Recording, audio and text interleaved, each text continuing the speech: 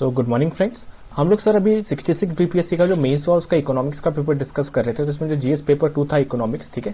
तो अभी हमारा सारा डिस्कशन अभी हम लोग उसी का सारा डिस्कशन करेंगे। तो सर ये जो क्वेश्चन था आपका ये आपका 38 मार्क्स का क्वेश्चन था, ठीक है। तो 38 मार्क्स का क्वेश्चन था। इसमें बेसिकली आपको मतलब 4.5 पेजेस, कुछ 4 to 4.5 पेजेस लिख के आने थे। मतलब अप्रॉक्स आप मान लिए 400 to 500 वर्ड्स के बीच में, 500 मिनी 400 to 450 वर्ड्स के बीच में आपको इसमें लिख के आना था, ठीक है। तो जो आपका पहला क्वेश्चन था इकोनॉमिक्स वाला, ठीक है, तो वो क्या बोल रहे थे कि in economic survey of Bihar government 2019-20 it has been mentioned that Bihar has registered higher growth rate than the growth rate of India in last 3 years, ठीक है।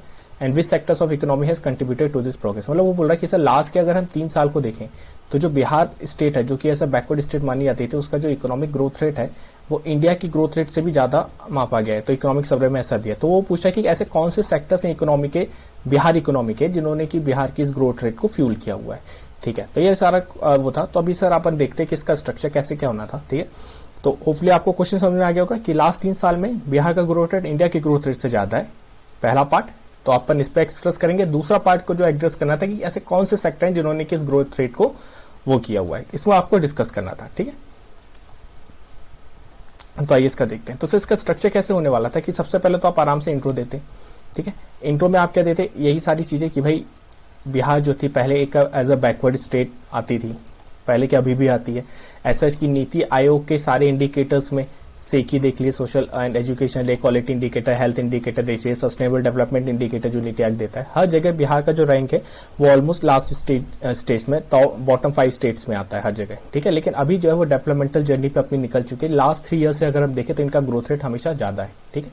अभी आप देखेंगे यहाँ पे इन्होंने लास्ट 3 years की ग्रोथ रेट की बात की है, ठीक है। अगर आप ध्यान से देखेंगे तो उन्होंने लास्ट 3 years के ग्रोथ रेट की बात की है, क्योंकि अभी जो हुआ है ना सर कि 2000 ये जो कोविड आया है 2020 के बाद से, उसके बाद से तो ग्रोथ रेट सबका एकदम गड़बड़ हो गया। इसलिए इन्होंने 2019-20 तक की ग्रोथ रेट की बात ही की हुई है, ठीक है। तो आइए अभी अपन वही आगे चल रहे थे। तो सबसे पहले तो आप आराम से सर इंट्रो दे देंगे। इंट्रो देने के बाद फिर आप current state of Bihar economy पे बात करेंगे, ठीक है, कि बिहार इकोनॉमी का सर करंट स्टेटस क्या है सेक्टर वाइज, मतलब कि primary sector, secondary sector, tertiary sector, ठीक है। तो हर एक सेक्टर का कंपोजिशन कैसा क्या है। फिर आप रीजन ऑफ ग्रोथ की बात करेंगे कि भाई ये जो 3 सेक्टर है हमारे, प्राइमरी, सेकेंडरी और टर्शियरी, इसमें से कौन सा सेक्टर जो है जो कि आपकी ग्रोथ रेट को फ्यूल कर रहा है, ठीक है। फिर इसमें हर एक सेक्टर को अपन हल्का सा डिस्कस कर लेंगे, प्राइमरी को, फिर सेकेंडरी को, फिर टर्शियरी को, कि लास्ट 3 साल में या लास्ट 5 साल में इन लोगों का स्टेटस क्या रहा है। फिर आपको लिखना था यहाँ पे रीजन ऑफ ग्रोथ। अब सब कुछ तो आप प्राइमरी सेक्टर, टर्शियरी सेक्टर पे नहीं दे सकते। फिर आपको थोड़ा सा स्टेट गवर्नमेंट की बाड़ी करनी थी, कैसे कि भाई इनका प्लान, पॉलिसी, जैसे 7 निश्चय वगैरह, इनकी developmental policies, industrial led policies वगैरह लाएं, ठीक है। बजट जो है इनका वो सोशल एक्सपेंडिचर बजट रहा है हर जगह, ठीक है, कि सोशल एक्सपेंडिचर वगैरह बढ़ा इन सब चीजों के कारण। फिर लास्ट में आप एक कोविड के लिए दे देते कि लेकिन अभी कोविड के कारण जो है इकोनॉमी 2020 के बाद सारी इकोनॉमी, इंडियन इकोनॉमी हो या बिहार स्टेट की इकोनॉमी है, थोड़ी सी स्टक हो गई है बिकॉज ऑफ लॉकडाउन, सारी इकोनॉमिक एक्टिविटीज हॉल्ट पे आ गई थी। फिर आप कंक्लूजन दे देते, ठीक है। तो सर ये हमारा पूरा आंसर का स्ट्रक्चर रहता। 5 स्टेजेस में आप पूरे आंसर को डिवाइड कर सकते थे। स्ट्रक्चर बनाने से क्या होता है ना कि आपका एक पाथ डिफाइंड हो जाता है कि आपको आंसर कैसे लिखना है, ठीक है। तो आइए अब डिस्कस करते एक एक करके, ठीक। तो सर सबसे पहले तो आप इंट्रो दे देते, इंट्रो में आप सारा बता देते कि भाई जो बिहार एज ए स्टेट है, ठीक, 2 मिनट, हाँ चलिए। तो आप पूरा इंट्रो में ऐसे बिहार ऐसे स्टेट का बताते हैं कि भाई बिहार जो है वो बहुत पॉपुलस स्टेट है, ठीक है। ऑलमोस्ट हमारा 104 मिलियन जो है वो पॉपुलेशन, मतलब ऑलमोस्ट 10 करोड़ के आसपास हमारी पॉपुलेशन है, 10.4 करोड़ समथिंग। फिर आप पूरा बताते हैं कि भाई जहां पे इंडिया की पॉपुलेशन डेंसिटी 386, हाँ 382 या 386 समथिंग है, वहीं बिहार की पॉपुलेशन डेंसिटी 1100 क्रॉस करती है, शायद 1106 समथिंग है, ठीक है, 1106 समथिंग है। तो आप ये बताते हैं कि भाई बिहार जो है वो इतनी, और वहीं पे यहाँ पे सोशल इंडिकेटर्स, हेल्थ और एजुकेशन भी बहुत पीछे आते हैं। तो हमारी जहां तक कि बिहार एक बैकवर्ड स्टेट थी, लेकिन फिर भी अगर लास्ट 3 years में देखें तो अब ये अपने डेवलपमेंटल पेस पे आ रही है। कैसे, ये कैसे सिद्ध हो रहा है, ये ग्रोथ रेट से दिख रहा है कि भाई Bihar now is on a growing trend, ठीक है। तो ये आपका हल्का सा इंट्रोडक्शन हो जाता 4-5 लाइन का। फिर आप बताते कि इन लास्ट डिकेड में जो है बिहार ने कंसिस्टेंट सोशियो इकोनॉमिक डेवलपमेंट आ रहा है, ठीक है। हालांकि इसकी जो limited availability of financial resource, अभी लिमिटेड अवेबिलिटी वाला आपको पता होना चाहिए सर कि जब से बिहार ने, स्टेट का सबसे बड़ा रेवेन्यू होता है उसका जो अल्कोहल वगैरह पे जो टैक्स वगैरह आता है, लेकिन बिहार में जो कि टोटल प्रोहिबिशन कर दिया अल्कोहल वगैरह तक, तो इनका स्टेट रेवेन्यू बहुत लिमिटेड हो गया। तो वही चीज कि despite limited availability of financial resources, इनका जीएसडीपी जो है वो ग्रोथ रेट बाकायदा बढ़ रहा है, ठीक है। तो वही चीज इन्होंने बताई कि भाई 10.53% जो था हमारा ग्रोथ रेट था जीएसडीपी का, ठीक है, एट कांस्टेंट प्राइसेस, और 15 जो था वो हमारा करंट प्राइसेस था। कांस्टेंट एंड करंट मतलब आप कोई भी एक भी याद रखते तो भी आपका चल जाता। Constant price basically sir base year price होता है ना, और जो ये constant price base year price होता है, करंट प्राइस जो होता है हमारा मार्केट प्राइस होता है। मार्केट प्राइस मतलब कि करंट, तो इसमें इन्फ्लेशन इंक्लूडेड रहता है, जबकि जो कांस्टेंट प्राइस होता है बेस ईयर प्राइस में, इसमें इन्फ्लेशन जो है हमारा वो नहीं रहता, ऐसे डिफ्लेटर है इसमें लेके चलते हैं, जीडीपी डिफ्लेटर, ठीक है। तो जीएसडीपी जो है वो हमारा 10.53 और 15.1। वहीं अगर आप इंडियन इकोनॉमी को इस टाइम में कंपेयर करते हैं ना 2019-20 में, तो अभी तो 20 के बाद ये जो था 7.7% से कॉन्ट्रैक्ट हुई थी, मतलब माइनस में चली गई थी। कब? कोविड के आने के बाद, मतलब 2020 के बाद। लेकिन 2020 से पहले इसलिए क्वेश्चन भी आपसे 1920 का पूछा गया, क्यों? क्योंकि कोविड के बाद तो सभी इकोनॉमी की हालत खराब थी, ठीक है, तो इन्होंने 2020 का क्वेश्चन पूछा, ठीक है। तो इंडिया की जो इकोनॉमी ग्रो करी थी 4.2, वहीं बिहार की इकोनॉमी देख रहे हैं कांस्टेंट प्राइस पे, ठीक है, और वहीं जो बिहार की इकोनॉमी थी वो 10.53, ठीक। तो बिहार की जो इकोनॉमी थी वो इंडियन इकोनॉमी से ज्यादा, तो हमने पहला पार्ट ऑफ क्वेश्चन पूरा जस्टिफाई कर दिया विद डाटा कि भाई बिहार का कैसा चल रहा था और इंडिया का कैसा क्या चल रहा था, ठीक है। फिर आप इसमें सर एक डायग्राम बना के इनको पूरा बता देते हैं, ठीक है, कि लास्ट 3 ईयर मतलब आप देखें 2016-17 से ही चेंज आया है। 16-17 से पहले जो रेड लाइन है बिहार की जीडीपी है, ये वाली इंडिया की जीडीपी है। तो हमारी highest growth rate sir 8 touch हुई थी, सबको पता है 2015-16 वाला जो फेज चल रहा था, ठीक है। बिहार का सर इससे कम ही चल रहा था। अगर आप एग्जैक्ट भी बताते ऐसे सिंपल लाइन भी नीचे कर देते, बस आपको ये ईयर पता होना चाहिए था 2016 वाला। तो आप 2016 वाले ईयर से आप बताते कि भाई यहां से सारा चेंज होना चालू हो गया था, ठीक है, ये यहां से सारा चेंज होना चालू हो गया था। यहां से जो है बिहार की जो जीडीपी ग्रोथ रेट थी उसने इंडिया की ग्रोथ रेट को पास कर दिया था, ठीक है। फिर आप ये बताते हैं कि लास्ट 3 साल में देख रहे हैं जहां पे बिहार 10 के ऊपर जा रहा है, वहीं जो इंडिया की ग्रोथ रेट है वो 8 से नीचे आते आते अभी 6 पे थी, फिर अभी 4 पे आ गई थी, और 2021 में तो हम लोग नेगेटिव में चले गए थे, ठीक है। तो ये वाली सारी बात थी हमारी। तो आप बस इतना बताते तो यहां से आपका पहला पार्ट पूरा एड्रेस हो जाता कि हाँ भाई एग्जामिनर को पता चल जाता कि आपको इंडिया और बिहार दोनों की स्टेट का पूरा आइडिया है, ठीक। तो सर ये जो डिस्कशन है ये आप मोबीशाला ऐप के प्लेटफॉर्म पे देख रहे हैं, ठीक है। तो सर जो मोबीशाला ऐप है ये एक प्लेटफॉर्म है जहां पे कि आपको डिफरेंट कॉम्पिटिटिव एग्जाम से रिलेटेड वेरियस सिलेबस अवेलेबल है। तो सर बिहार के लिए भी सारा प्रीलिम्स मेंस सारे सिलेबस अवेलेबल है। तो अगर आप इस ऐप पे जाके मेरा कोड यूज करते हैं सारे सेट 1 6 1, तो मेरे द्वारा पढ़ाए हुए यहाँ पे कोर्सेज वगैरह को आप देख सकते हैं। प्लस मैंने पूरा एंथ्रोपोलॉजी का सर ऑप्शनल जो है बिहार स्पेसिफिक पूरा कराया हुआ है। यहाँ पे आपको test series 5 year paper discussion सारी चीजें और सारे रिसोर्सेज मिल जाएंगे, तो एक बार जरूर जाके चेक करिएगा, ठीक है। मोबीशाला ऐप पे इस कोड का यूज करके आप चेक कर सकते हैं। चलिए अब आगे बात करते हैं। तो अभी तो हमने sir first part of question को एड्रेस कर दिया, ठीक है। अब आता है मेन बात कि भाई सेक्टर्स कौन कौन से हैं। अब यहाँ पे आपको बात करनी जो कि उसने पूछा था कि कौन से सेक्टर आपकी ग्रोथ के लिए रिस्पॉन्सिबल है, ठीक है। तो सर देखिए जैसे वहां पे जीएसडीपी होता है ना, ग्रॉस स्टेट डोमेस्टिक प्रोडक्ट, वैसे जीएसबी है। आजकल बोलते हैं ना कि ये वैल्यू ग्रॉस वैल्यू एडिशन के बेसिस पे सारी चीज कैलकुलेट हुई थी 2015 के बाद में जो चेंजेस आए थे हमारे, ठीक है। नेशनल इनकम जीवीए के बेसिस पे कैलकुलेट करने लगे थे। तो वही चीज उन्होंने बोला कि सर अगर आप 3 सेक्टर्स की बात करें, प्राइमरी, सेकेंडरी और टर्शरी, ठीक है। तो बिहार का ओवरऑल सिनेरियो क्या है ना कि सर अभी जो है बिहार में प्राइमरी सेक्टर का कंट्रीब्यूशन 21% समथिंग था। मतलब अगर आपको ऐसे याद करना था आप इसको 21.5 बोल देते, इसको 19.5 बोल देते, इसको 59 रहने देते। तो सेकेंडरी सेक्टर 19.5 और टर्शरी सेक्टर 59। हुआ क्या था सर बिहार में लास्ट 5 ईयर्स में कि जो प्राइमरी सेक्टर का कंट्रीब्यूशन है ये पहले हमारा 25 समथिंग होता था, ठीक है। तो ये सर 25 से घटते और अभी ये करीब 19 या 20 पे समथिंग पे आ गया है। मतलब आप देख रहे हैं कि प्राइमरी सेक्टर में आता है सर आपका एग्रीकल्चर एंड अलाइड एक्टिविटीज। आगे हम ग्राफ में सारा देखेंगे।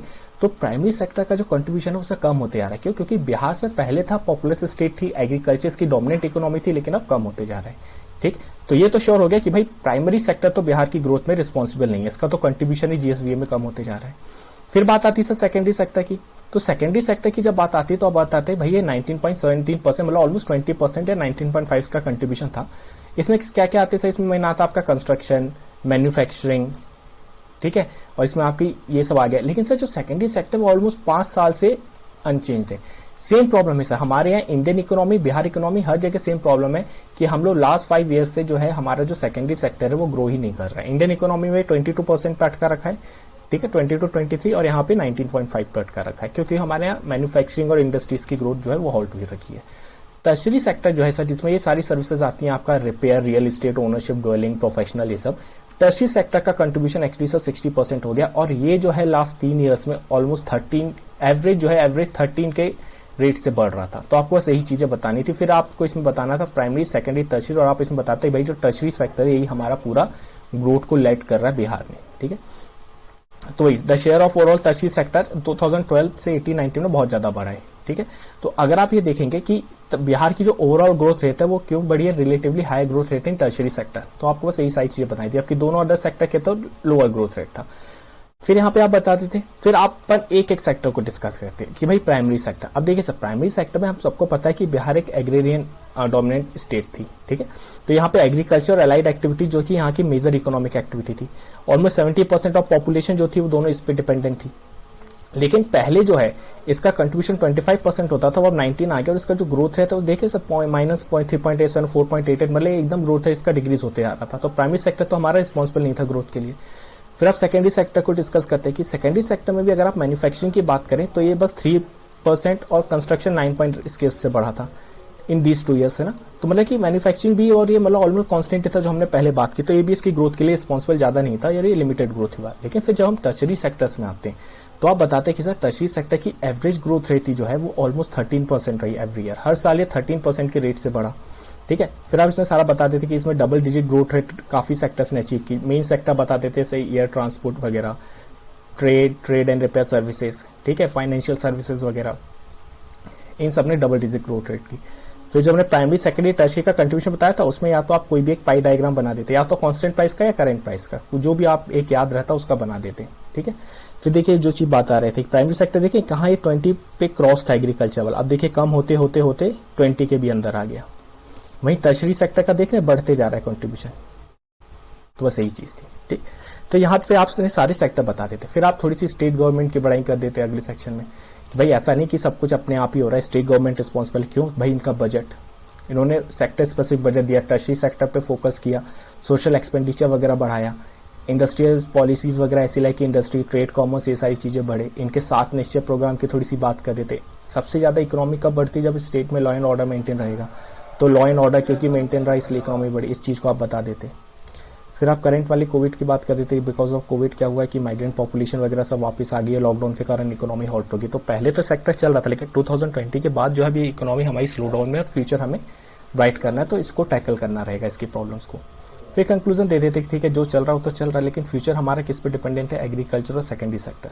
जब तक आप सेकेंडरी सेक्टर को फ्यूल नहीं करेंगे, क्योंकि tertiary sector almost at it peaks है, 60% से ज्यादा बढ़ेगा नहीं है, तो सेकेंडरी सेक्टर को आपको ग्रोथ रेट बढ़ानी होगी, ये हमारे पे फ्यूचर है। इसीलिए हमने क्या क्या प्रोग्राम लॉन्च किए थे, मेक इन इंडिया वगैरह, तो वही सब आप थोड़ा बोल देते, make in India, 1 district 1 program, ऐसे प्रोग्राम जो है वो बिहार में इंप्लीमेंट करने पड़ेंगे और अच्छे से उनको रिस्पॉन्स लेना पड़ेगा। और वहीं एग्रीकल्चर क्योंकि 70% पॉपुलेशन है तो अपन इसको ही छोड़ नहीं सकते, तो इस लाइन पे आप कंक्लूड कर देते, तो यहाँ से सर आपका सारा जो आंसर है वो पूरा का पूरा खत्म हो जाता है, ठीक है। तो इसमें हमने सारे पार्ट इसमें डिस्कस कर लिया, आपका बढ़िया से इंट्रो हो जाता, आपका पूरा बॉडी प्रिपेयर हो जाती, करेंट सिनेरियो में आपका कोविड का डिस्कशन हो जाता, कंक्लूजन में फ्यूचर पार्ट हो जाता, ठीक है। तो सर ये डिस्कशन मोहिशाला ऐप पे देख रहे थे, आगे के डिस्कशन के लिए stay tuned. Okay, thank you.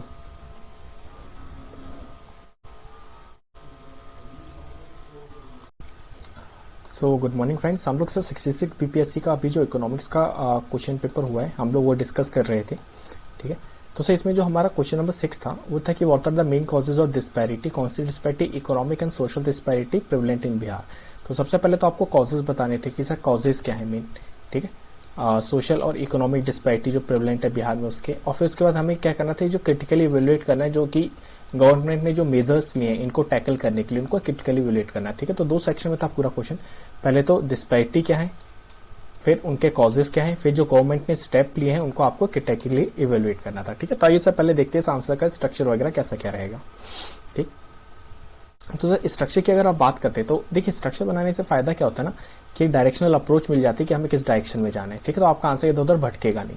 तो सबसे पहले तो आप इंट्रोडक्शन देते हैं, इंट्रोडक्शन में आप बात करते हैं ग्रोथ वर्सेस डेवलपमेंट की, ठीक है, कि बिहार में सर ग्रोथ तो हो रहा है, हम बोल रहे हैं कि जैसे पहले क्वेश्चन में डिस्कस किया था कि 10% ग्रोथ रेट से ग्रो हो रहा था लास्ट 3 ईयर से, लेकिन डेवलपमेंट अभी भी शो नहीं हो रहा है। नीति आयोग के सारे इंडिकेटर्स में टॉप 5 बॉटम 5 स्टेट्स में आता है बिहार, ठीक है। इसका सोशल डिस्पैरिटी क्या है, फिर इकोनॉमिक डिस्पैरिटी क्या है, फिर इनके रीजंस क्या है, ठीक है। फिर इसके बाद इंडिकेटर्स जो कि गवर्नमेंट यूज करी है इनको मेजर करने के लिए, वो वाली चीज पे बात करते हैं। फिर इसका मैग्नीट्यूड क्या है अक्रॉस स्टेट, ये जो डिस्पैरिटी है, ठीक है। तो देखिए पूरा एक स्ट्रक्चर बनते जाता है आपका, डिस्पैरिटीज हो गई, इंडिकेटर हो गए, उनके मैग्नीट्यूड की बात हो गई, मैग्नीट्यूड के बाद बात आती है कि भाई स्टेप्स क्या लिए हैं गवर्नमेंट ने इनको टैकल करने के लिए, फिर क्रिटिकली एनालाइज करने इन स्टेप्स को, तो अब इन स्टेप्स में खामियां क्या है, इसमें आप सारी बात करते हैं ट्रिकल डाउन थ्योरी वगैरह की, सस्टेनेबल डेवलपमेंट की, इक्विटेबल जो हम बोलते हैं कि जो इंक्लूसिव डेवलपमेंट होना चाहिए उन सारी चीजों की, ठीक है। फिर करंट वाला एक टॉपिक आपको हमेशा जोड़ना था कि सर अब कोविड का इम्पैक्ट क्या पड़ा है, क्योंकि बहुत ज्यादा इम्पैक्ट पड़ा है कोविड का इनइक्वालिटी पे। हर जगह ऑक्सफैम रिपोर्ट, हर जगह रिपोर्ट है कि रिच आर बिकमिंग रिचर और पुअर आर बिकमिंग पुअरर। सारी इकोनॉमी हॉल्ट हो गई थी लॉकडाउन में, ठीक है। फिर वे फॉरवर्ड क्या है डिस्पैरिटी से होने का, और फिर कंक्लूजन, ठीक है। तो ये आपका पूरा स्ट्रक्चर रहता है। ऐसा करते तो आपका 38 मार्क्स का सब क्वेश्चन था, ठीक है। तो इसमें आपको करीब 4 to 4.5 पेज मतलब आंसर लिखना था। मतलब अप्रॉक्स आप मान लीजिए कि 400 to 450 वर्ड्स मैक्सिमम आप इतने ही लिख पाते, ठीक है। तो इतने में आपका बहुत अच्छे से आंसर के ऊपर सब हेडिंग स्ट्रक्चर के साथ हो जाता, ठीक। तो सर ये जो डिस्कशन है ये आप सर मोबीशाला ऐप के प्लेटफॉर्म पे देख रहे हैं, ठीक है। मोबीशाला ऐप सर एक पूरी ऑनलाइन एप्लीकेशन है जहाँ पे कि आपको वेरियस कॉम्पिटिटिव एग्जाम से रिलेटेड सारे कोर्सेज अवेलेबल हैं, ठीक है। तो आप इस ऐप पे जाके डिफरेंट कोर्सेज को सब्सक्राइब कर सकते हैं।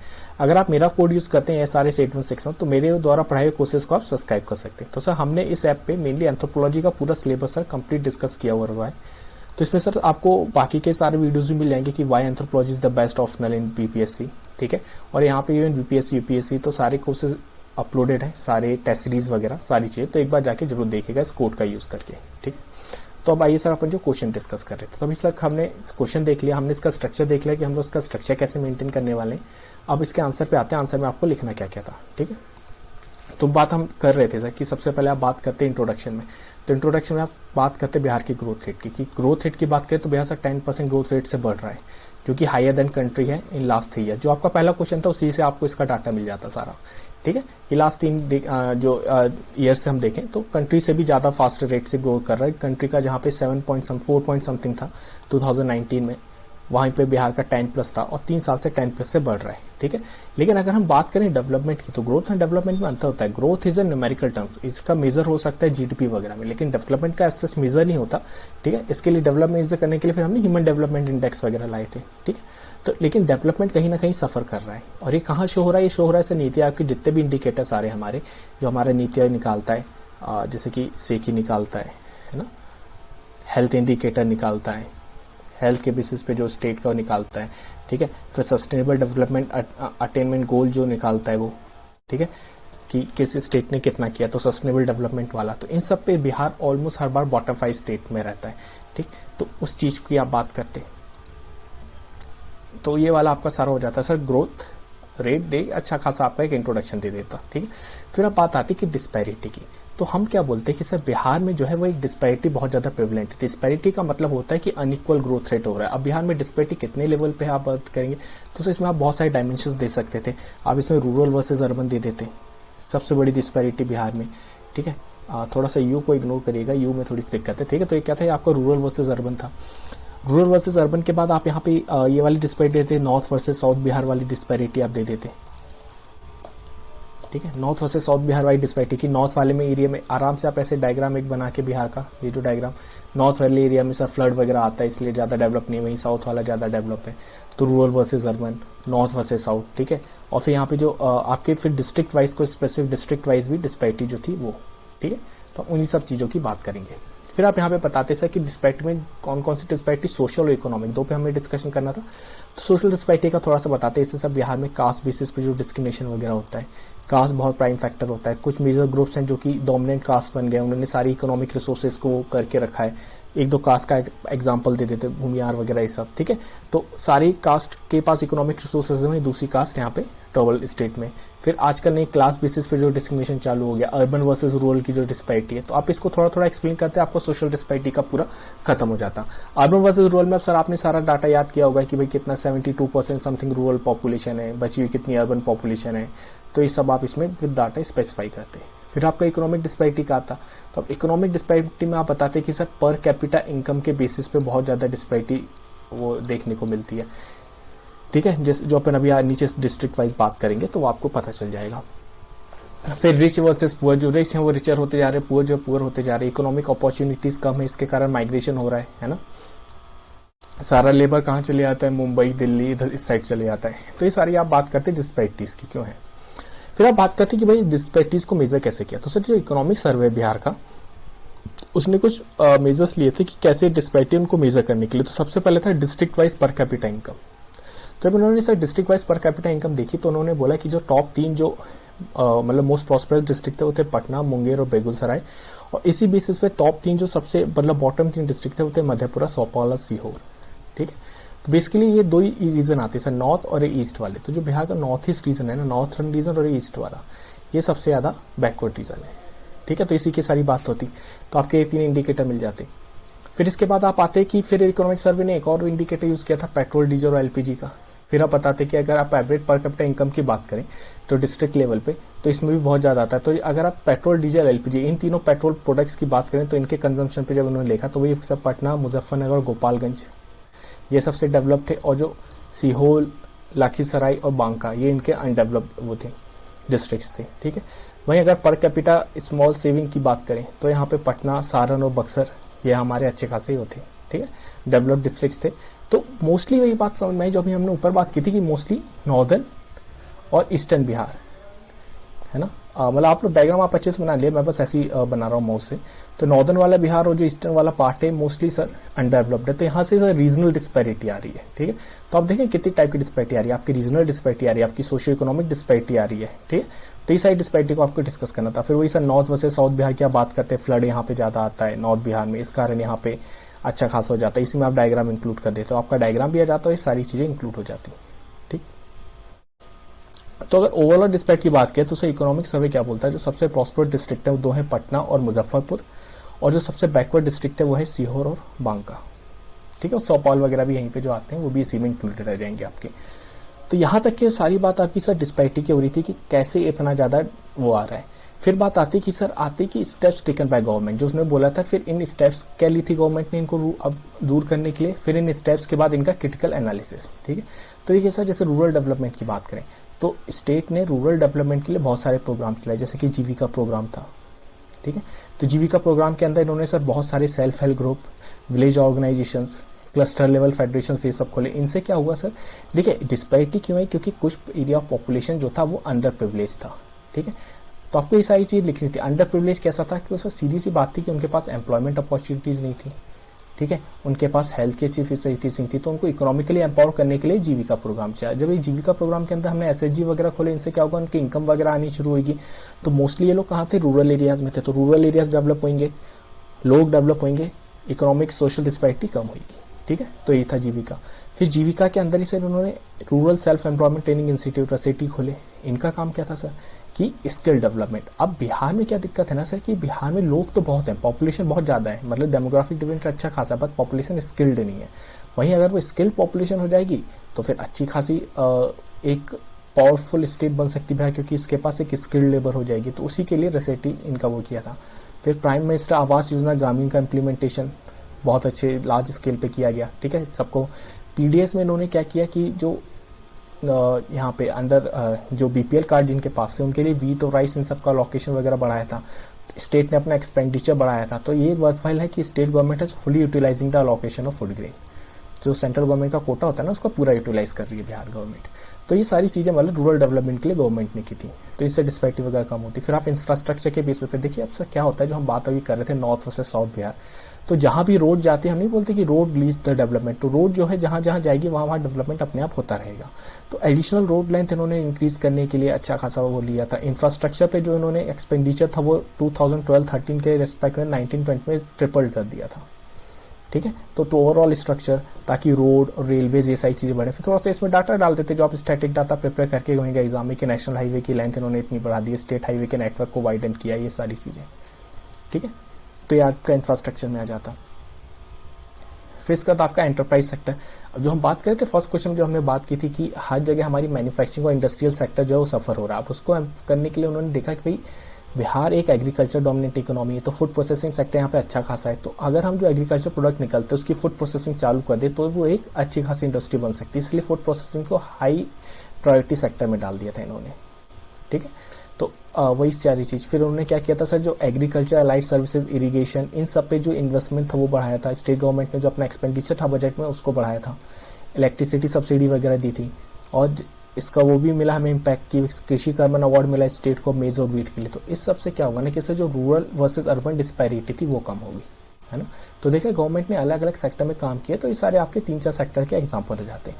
अब जब उन्होंने सेकंड पार्ट बोला था कि भाई इसका क्रिटिकल एनालिसिस करो, गवर्नमेंट ने स्टेप्स तो ली लेकिन अब इसमें कमी क्या है, तो वही क्रिटिकल एनालिसिस। तो आप इसमें लिख देते कि जो कमियां हैं इसमें, ठीक है, जो लैक्यूनाज इन गवर्नमेंट स्टेप्स, तो आप उसमें देखते पहला ट्रिकल डाउन थ्योरी। तो गवर्नमेंट अभी भी सर ट्रिकल डाउन थ्योरी पे काम कर रहा है। वो क्या सोच रहा है कि हम एक जगह दे देते हैं, सर्टेन परसेंट ऑफ पॉपुलेशन इनसे नीचे पास होगा, फिर इससे नीचे वाले लेवल पे पास होगा, इससे नीचे वाले लेवल पे पास होगा। तो ट्रिकल डाउन थ्योरी काम नहीं करती सर, ये बहुत टाइम लेती है काम करने में, ठीक है। तो वही है कि गवर्नमेंट को अपनी अप्रोच चेंज करनी होगी ट्रिकल डाउन थ्योरी से इंक्लूसिव डेवलपमेंट पे, ठीक है, मतलब कि सबका समान डेवलपमेंट होना चाहिए। अब हर एक सेक्शन को आपको साथ में लेके चलना है, ऐसे नहीं कि एक सेक्शन को पहले एजुकेट कर दिया फिर इससे नीचे जाएगा फिर इससे नीचे जाएगा, ऐसे नहीं, अब इंक्लूसिव, ठीक। दूसरा सस्टेनेबल डेवलपमेंट, ठीक है, कि डेवलपमेंट ऐसा जो कि सस्टेनेबल रहे, ठीक है, मतलब कि जैसे फार्म लोन वेवर की जगह पे फार्म इंफ्रास्ट्रक्चर पे जो इन्वेस्टमेंट, ये सारी चीजों का आप एग्जाम्पल दे देते हैं। फिर वही कि सर अभी भी सारी प्लानिंग प्लॉटिंग जो है वो सब कुछ कहाँ से हो रही है, पटना से या जो भी हमारे स्टेट हेडक्वार्टर है, ठीक है, मतलब कि टॉप टू बॉटम। लेकिन हमको क्या चाहिए, हमें बॉटम टू टॉप अप्रोच चाहिए, नीचे से ऊपर। लोकल रिसोर्सेज का यूज करके लोकल प्रॉब्लम्स को सॉल्व करना सबसे इंपॉर्टेंट चीज, क्योंकि लोकल पॉपुलेशन और लोकल लेवल पे पता है कि भाई प्रॉब्लम क्या है, इसका सॉल्यूशन इजीली निकाला जा सकता है। तो यहाँ की रिसोर्सेज को यूज करना है, इसके लिए आपको क्या local level planning, local level leadership, इन सबको प्रमोट करना होगा। तो ये सारी चीजों में आप क्रिटिकल एनालिसिस इनका कर सकते थे, ठीक। फिर सर रिसेंट आप करंट का ऐड करते कि भाई कोविड के कारण क्या इम्पैक्ट हुआ है डिस्पैरिटी पे। तो ऑक्सफैम रिपोर्ट, हर जगह की रिपोर्ट आई कि भाई कोविड के कारण इनइक्वालिटी बहुत ज्यादा बढ़ गई है ना। तो आप सारा लिखते कि भाई कोविड के कारण इनइक्वालिटी बहुत ज्यादा बढ़ गई है, रिच रिचर होते जा रहे हैं, पुअर पुअर होते जा रहे हैं।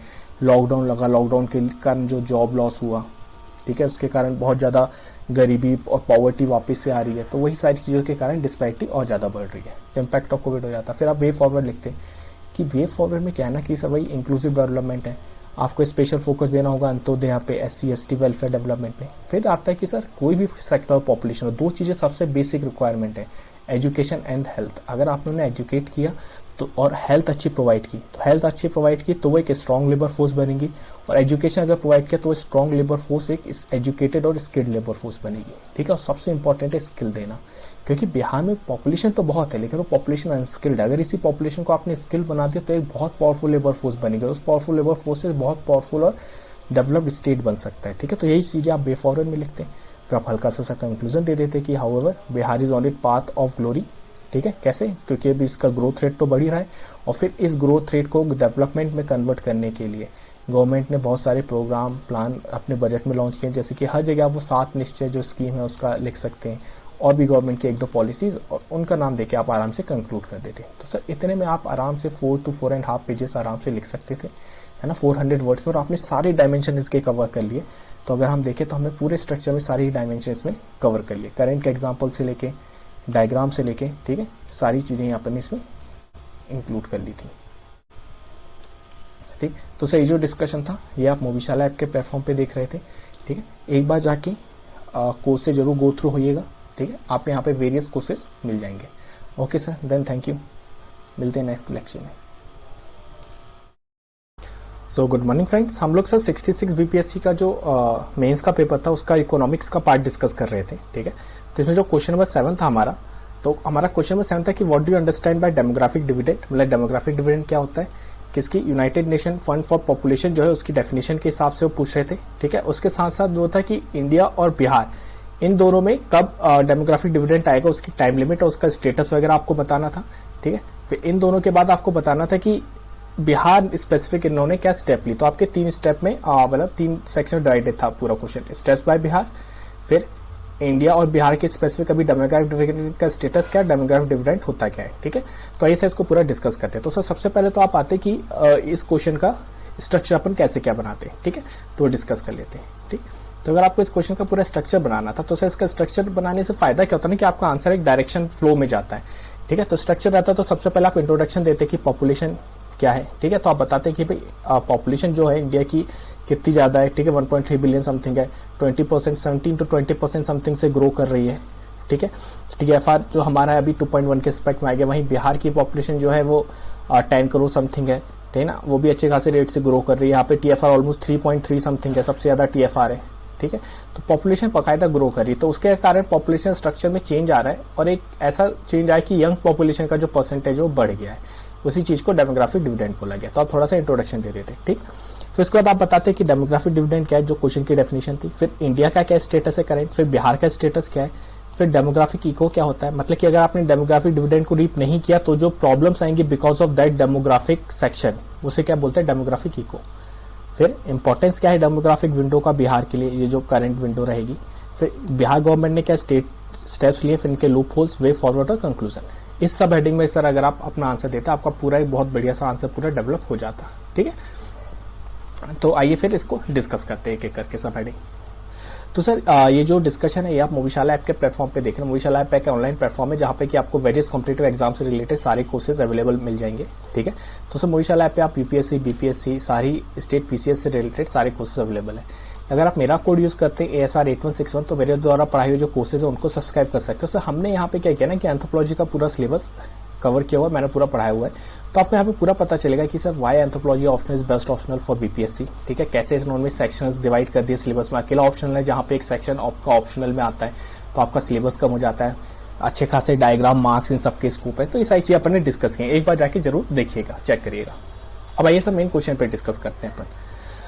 तो सर इंट्रोडक्शन तो अपन ने डिस्कस कर लिया था, पॉपुलेशन और ग्रोथ रेट वाला, वो आप वही बता देंगे। अब जब अपन चालू करते हैं डेमोग्राफिक डिविडेंड की डेफिनेशन से, तो जो यूनाइटेड नेशन पॉपुलेशन फंड है वो क्या बोलता है कि डेमोग्राफिक डिविडेंड वो स्टेज है जहां पे कि पॉपुलेशन स्ट्रक्चर में एक ऐसा चेंज आता है जहां पे कि जो यंग वर्किंग पॉपुलेशन का रेशियो बढ़ जाता है। ठीक है, एक तो आपके चिल्ड्रन हो गए जो कि आपके 15 साल से कम है, और एक आपके ओल्ड एज पॉपुलेशन हो गए जो कि 64 से एजेड है। लेकिन इन दोनों के बीच में एक ऐसा पॉपुलेशन स्ट्रक्चर आता है 15 से 64 वाला जो कि यंग इकोनॉमिक पॉपुलेशन वो रहता है। ये क्यों, क्योंकि सर ये इकोनॉमिक एक्टिविटीज में पार्टिसिपेट करता है। ठीक है, तो क्या होगा कि ये यंग वर्किंग रहेंगे, इनमें एनर्जी ज्यादा रहेगी, ये ज्यादा से ज्यादा इकोनॉमिक एक्टिविटी में कंट्रीब्यूट करेंगे, तो उससे इकोनॉमिक ग्रोथ रेट कंट्री का बढ़ेगा, ज्यादा से ज्यादा इनकम आएगी, ज्यादा से ज्यादा टैक्स देंगे, कंट्री के पास जीएसडीपी वगैरह ये सब बढ़ेगा तो कंट्री ग्रो कर सकती है। ठीक है, तो इस पॉपुलेशन स्ट्रक्चर का यही इंपॉर्टेंस है। ठीक, तो 15 से 64 वाली जो जनरेशन है वो पॉपुलेशन एज अगर बढ़ जाती है तो उसको हम क्या बोलते हैं, डेमोग्राफिक डिविडेंड। ये कब आती है, जब फीवर बर्थ ईच ईयर, मतलब कि बच्चों की संख्या कम हो जाए प्लस ओल्ड एज पॉपुलेशन की संख्या कम हो जाए और एक ऐसा स्ट्रक्चर बन जाता है। ये अगर आपने एक स्ट्रक्चर बनाया होगा तो यहाँ पे हम लोग क्या बोल रहे हैं कि आपके बच्चों की भी संख्या कम हो गई, ओल्ड एज की भी संख्या कम हो गई, लेकिन ये जो बीच वाला जो हमारा सेक्शन है इसकी संख्या ज्यादा है, तो ये हमारा क्या है, डेमोग्राफिक डिविडेंड का स्ट्रक्चर। इसमें आप ऐसा एक डायग्राम बना सकते हैं पॉपुलेशन स्ट्रक्चर वाला। ठीक है, एनसीईआरटीज में जो आप पढ़ते हैं स्टेबल पॉपुलेशन जैसे। ठीक, फिर और आ जाइए सर, तो हमने ये सब देख लिया। फिर इसके बाद आप इंडिया का स्टेटस बताते थे, भाई इंडिया का करंट स्टेटस क्या चल रहा है, तो आप बताते हैं कि भाई इंडिया को भी हम यंगेस्ट पॉपुलेशन कंट्री बोलते हैं, क्यों, क्योंकि हमारी मीडियन एज अराउंड 28 है। ठीक, तो डेमोग्राफिक डिविडेंड मतलब ये हम बोल रहे हैं कि अभी के टाइम में हमारी ऑलमोस्ट 62% पॉपुलेशन जो है 15 से 59 के एज ग्रुप में है। ठीक है, जो कि अपनी 2036 तक पीक पे पहुंचेगी, जो कि ऑलमोस्ट 65 पहुंचेगा। ठीक, ये किसने बोला था, यूएनएफपीए ने। लेकिन इकोनॉमिक सर्वे क्या बोलता है कि हमारी 59% पहुंचेगी पॉपुलेशन 2041 तक। ठीक है, तो आपके दोनों का थोड़ा सा बता सकते थे।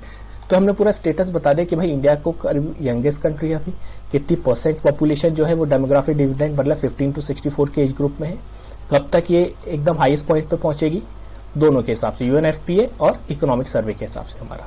ठीक, ये तो हो गई इंडिया की बात। फिर आपको बात करनी थी बिहार की कि भैया बिहार का क्या स्टेटस है।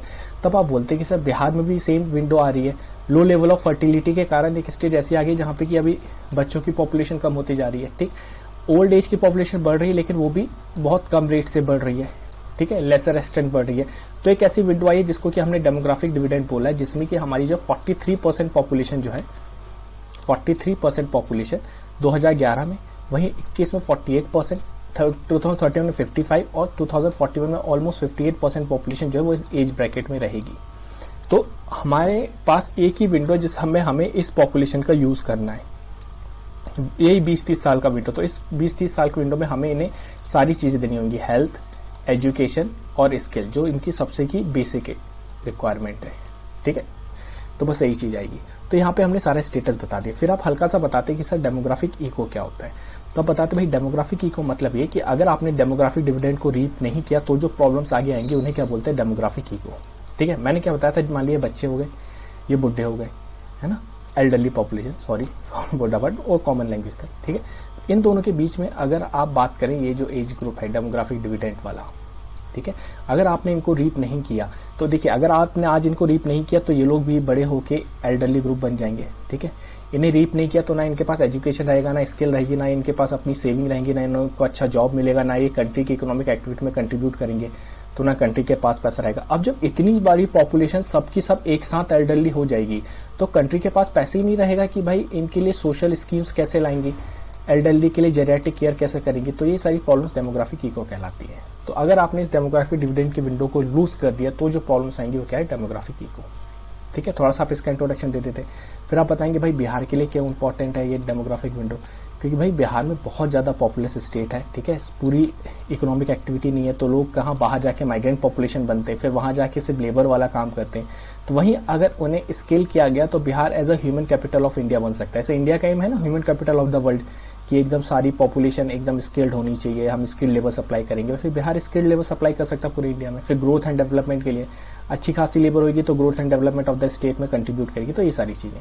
फिर सबसे इंपॉर्टेंट आता है सर तीसरा एक्सपेक्ट था क्वेश्चन का कि स्टेप्स क्या लिए हैं बिहार गवर्नमेंट ने इसको कंट्रीब्यूट करने के लिए। तो steps taken by Bihar government, कोई भी स्टेप्स है डेमोग्राफिक डिविडेंड में 3 चीजों पे मेन आएगी, हेल्थ, एजुकेशन और फिर स्किल। सबसे पहले आपको लेबर फोर्स को हेल्दी बनाना पड़ेगा ताकि वो काम कर सके, फिर उसको बेसिक एजुकेशन की वो एम्पावर हो सके, फिर proper skill in particular sectors की वो हर एक पर्टिकुलर सेक्टर में एक्सेल कर सके। फिर हेल्थ के बारे में आप सारा बताते कि भाई हेल्थ क्या होता है, हेल्थ एक पब्लिक गुड है। बिहार गवर्नमेंट ने 4 पिलर्स पे बहुत ज्यादा काम किया है, universal access, fair distribution, providing training और वनरेबल ग्रुप की हेल्थ वगैरह पे। ठीक है, इन्होंने प्राइमरी सेकेंडरी टर्शरी लेवल पे इंफ्रास्ट्रक्चर बहुत बड़ा बनाया है। इन्होंने जीएसडीपी का जो कंट्रीब्यूशन था हेल्थ के लिए वो एक्सपेंड किया है। ठीक है, और कोविड टाइम में तो इसका इंपॉर्टेंस और ज्यादा हो गया है, तो आप हेल्थ का बता देते।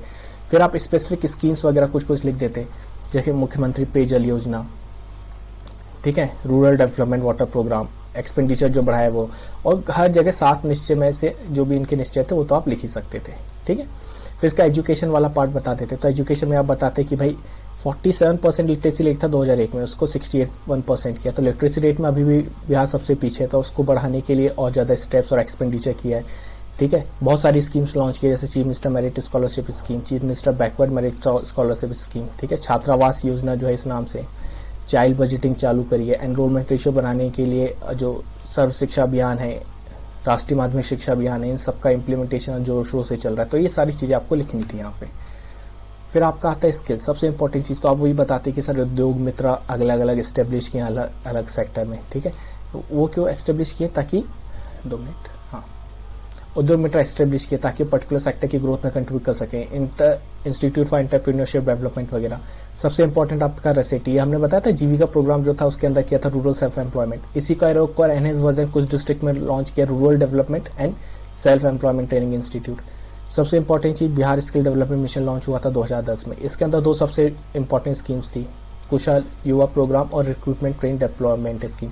ये सब स्कीम एक्चुअली आपने क्या है ना, इकोनॉमिक सब्जेक्ट आपने प्रिपरेशन की होगी तो आपने पढ़ी होगी, नो डाउट अबाउट इट। बस मैं एक स्ट्रक्चर बता रहा हूँ किस स्ट्रक्चर में आना था। ठीक है, तो जब स्किल वो आएगी ना बिहार गवर्नमेंट की, तो हर एक सेक्टर में आप 3 सेक्टर सबसे इंपॉर्टेंट थे, हेल्थ, एजुकेशन और स्किल। इसमें आप सब हेडिंग और भी दे सकते हैं, आप इंफ्रास्ट्रक्चर भी डाल सकते थे, ओवरऑल भी डाल सकते थे, एम्प्लॉयमेंट अपॉर्चुनिटीज ऐसे करके, लेकिन सबसे मेन ये 3 थे। ये 3 तो आने ही चाहिए थे। इसके ऊपर आपका टाइम और स्पेस के ऊपर लिमिट होता, आप कितना भी बढ़ा सकते थे। फिर इसके बाद आप सर नॉर्मल लूप होल्स पे बात कर लेते। लूप होल्स में आप वही बोलते कि सर जो अप्रोच बॉटम टू टॉप होनी चाहिए, लेकिन ये लोग टॉप टू बॉटम अप्रोच चला रहे हैं। ठीक है, इंक्लूसिव वे में डेवलपमेंट नहीं हो रहा, ग्रोथ रेट तो बढ़ रही है लेकिन जो ग्राउंड लेवल पे है वो कम दिख रहा है अंतर। क्यों, कैसे नीति आयोग के जो इंडिकेटर्स हैं उनमें अभी भी हम बहुत पीछे। तो ये सारी चीजों पे आप लूप होल से बात करते थे, करप्शन वगैरह ये सब। वे फॉरवर्ड वही सर इफेक्टिव इंप्लीमेंटेशन, जैसे प्रगति जैसा कोई एक प्लेटफॉर्म जो कि चीफ मिनिस्टर लेवल पे सारी स्कीम्स की मॉनिटरिंग हो।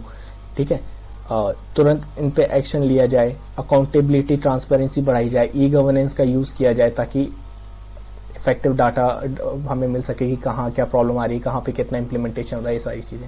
फिर आप वही सर कंक्लूड कर देते कि अगर डेमोग्राफिक डिविडेंड एक विंडो ऑफ अपॉर्चुनिटी, अगर हमने इसको कम नहीं किया तो हमें डेमोग्राफिक इको की प्रॉब्लम्स को फेस करना पड़ेगा। ठीक है, और इन कोविड टाइम बहुत ज्यादा जरूरी हो गया कि इस करंट पॉपुलेशन जो हमारी है उसको हमें स्किल्ड करना है और एम्पावर करना है। तो ऐसे करके आप ये वाला पूरा क्वेश्चन कंप्लीट कर सकते थे। ठीक है, तो सर ये जो डिस्कशन था ये आप मोबिशाला ऐप के प्लेटफॉर्म पे देख रहे थे। ठीक है, मेरा कोड को यूज करके जाके एक बार जरूर कोर्स को सब्सक्राइब करिएगा। ठीक है, ASRS 8161। चलिए सर मिलते हैं नेक्स्ट लेक्चर में। Okay, thank you.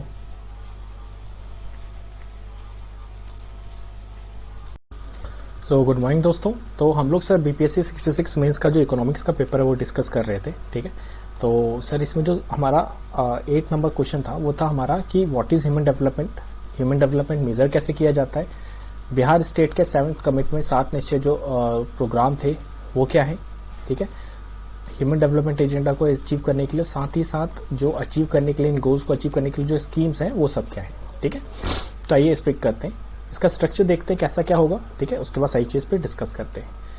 तो स्ट्रक्चर में देखिए, सबसे पहले तो हम इंट्रोडक्शन चालू करेंगे ग्रोथ वर्सेस डेवलपमेंट से, ठीक है। उसका ह्यूमन डेवलपमेंट जो SDI है, ह्यूमन डेवलपमेंट इंडेक्स, वो कैसे क्या मेजर किया जाता है। तो यूनाइटेड नेशन डेवलपमेंट प्रोग्राम की जो ह्यूमन डेवलपमेंट रिपोर्ट आती है उसका डिस्कशन, नीति आयोग की जो सस्टेनेबल डेवलपमेंट इंडेक्स निकालता है जिसमें कि वो स्टेट्स को रैंक करता है, उसका डिस्कशन। उसके बाद बिहार गवर्नमेंट के स्पेशल 7 कमिटमेंट्स, इन 7 कमिटमेंट्स के अंदर जो स्कीम्स है उनका डिस्कशन, फिर वे फॉरवर्ड और कंक्लूजन। ऐसे करके आप लिखते, आपका आंसर एकदम स्ट्रक्चर वे में सब हेडिंग्स के साथ एकदम बढ़िया से कंप्लीट हो जाता है, ठीक है।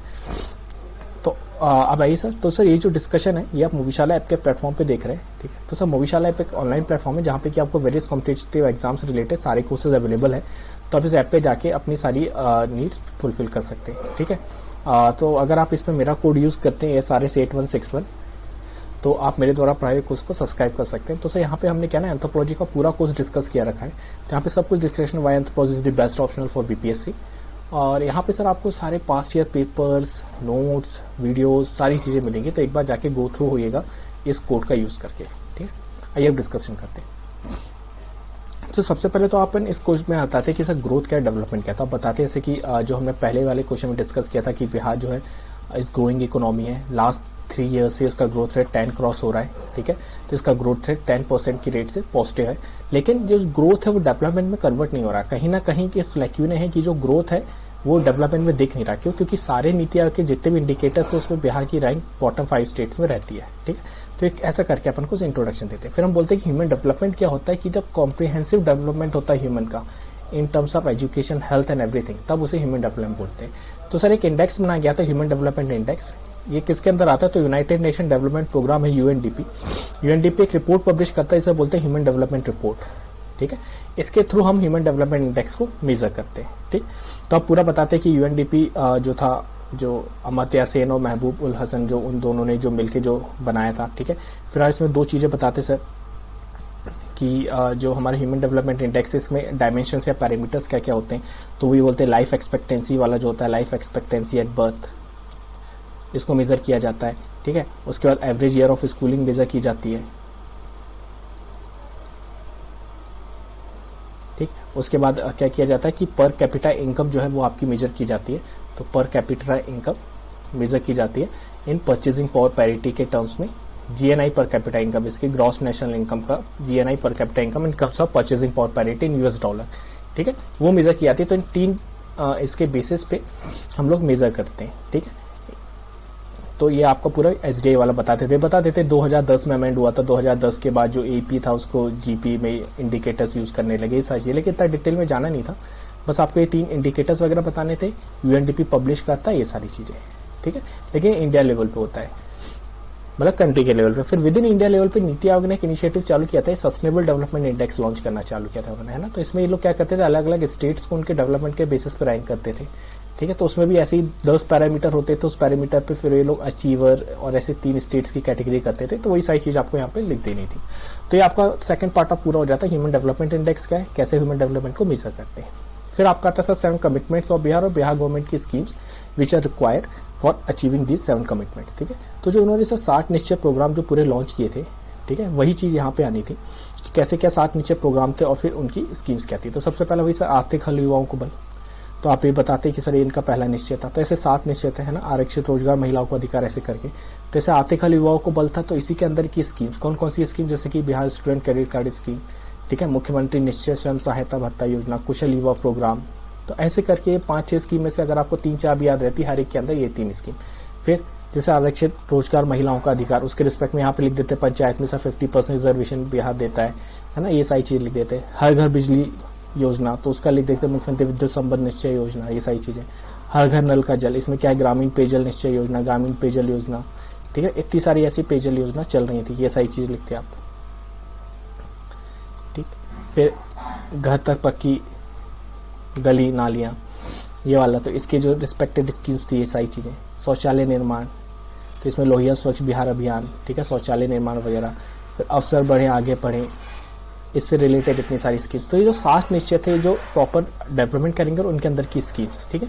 तो अगर इन स्कीम्स का आपको 2-2 स्कीम्स भी रहती है तो हर एक आप जो निश्चय था उसको थोड़ा सा एक्सप्लेन करते, उसका फायदा क्या होगा, और हर एक निश्चय के अंदर एक एक दो स्कीम्स, इतने में आप आराम से 400 to 500 वर्ड्स लिख सकते थे। ठीक है, उसके असर आप थोड़ा सा वे फॉरवर्ड देते कि हालांकि बिहार अभी एक डेवलपिंग स्टेज है, अच्छी खासी ग्रोथ रेट कर रहा है, लेकिन फिर आप इसमें करंट एक्सपेक्ट डाल देते कि कोविड का एक्सपेक्ट कि कोरोना और इस सब के कारण लॉकडाउन, इकोनॉमी क्रैश हो गई है, अनएम्प्लॉयमेंट सिचुएशन, तो इस सबको टैकल करने के लिए अभी और ज़्यादा वो हो जाता है कि हम 7 निश्चय प्रोग्राम और जो ह्यूमन डेवलपमेंट है उस पर फोकस करें ताकि अच्छी हेल्थ और एजुकेशन दे सके, क्योंकि सबसे ज़्यादा यही 2 सेक्टर सेक्रीफाइस हुए ह्यूमन डेवलपमेंट के लिए। 2 सबसे इंपॉर्टेंट सेक्टर है हेल्थ और एजुकेशन।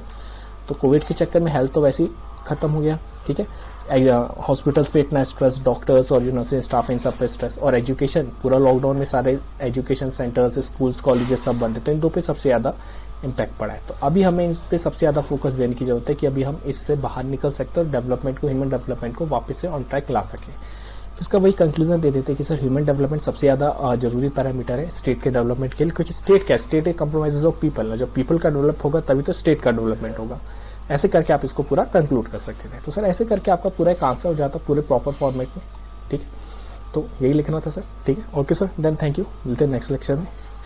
तो सर ये जो डिस्कशन था ये आप मूवीशाला ऐप के प्लेटफॉर्म पे देख रहे थे, इस कोड का यूज करके एक बार जरूर कोर्स से गो थ्रू होइएगा, ASRS 8161। Okay, thank you.